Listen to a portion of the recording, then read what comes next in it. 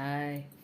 இப்போ தாங்க டிஃபன் சாப்பிட போகிறேன். நேற்று 1 மணிக்கு சாப்பிட்டேன். இன்றைக்கி வந்து பரவாயில்ல 12 மணிக்கு சாப்பிட்டேன்.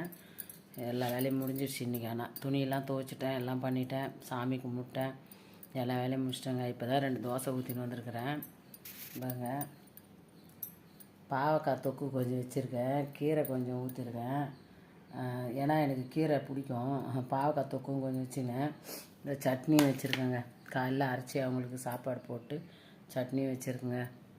வாங்க, நீங்களாம் சாப்பிட்ருப்பீங்க. ஆனால் இன்னத்துக்கு சாப்பிட்டீங்களான்னு கேட்க முடியாது, இருந்தாலும் கேட்குறேன், சாப்பிட்டீங்களா?